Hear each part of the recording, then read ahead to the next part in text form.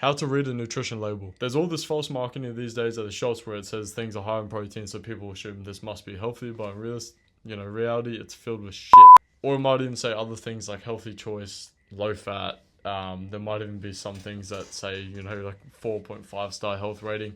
And like, I'm going to be honest, man, there's some things that health star rating system really isn't it. So here is the truth. I'm going to run you through all the quick tips for you guys to read a nutrition label properly to support your fat loss goals. First of all, look at calories per 100 grams. Don't look at serving size because these can vary massively. And usually serving sizes aren't actually realistic. Usually people, to fill someone up, a serving size is actually more than what they put down. So just for comparison's sake, when you're comparing two products, just do per 100 grams. It makes it a lot easier. And do the exact same for protein as well.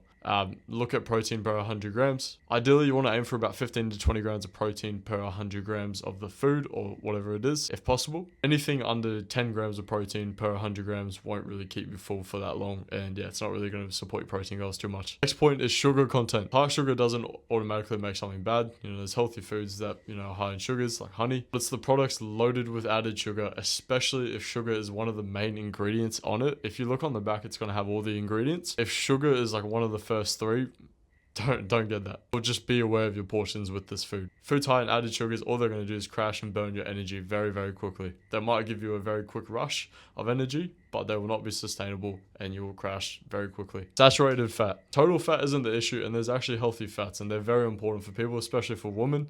Dietary fats.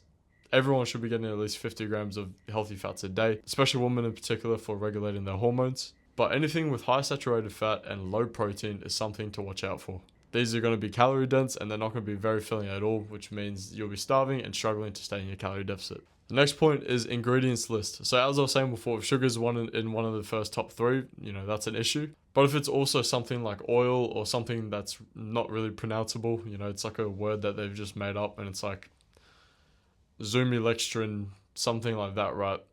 Don't trust it. It doesn't mean you can't have this stuff, but just be aware and have it in moderation if it's not fitting your goals, or, make sure it fits your goals by having it in moderation if you're going to have it. Yes, it will be annoying to read these labels, but if you're really committed to your goals and you actually want to see results, this will be very helpful along the way. Once you do it for a few days or a few times that you go to the shops and you even, you're tracking the food on MyFitnessPal and all that, it will become literally second nature. This awareness alone of all these things I've just mentioned will make a massive difference with your results and the overall sustainability of, your plan as well. But also it's important to have the right fat loss plan as well. If you don't have that, then you're not going to get results. If you're not quite sure what you're doing with fat loss, we do offer a free game plan call. So if you want to get yourself a game plan that's going to guarantee that you'll lose 5 to 10 kilos in the next 90 days, just like our clients who you can see on the screen, all you need to do is go to my Instagram at landenquinn.coaching and just message me the word game plan, and we'll set you up with your free fat loss plan of action.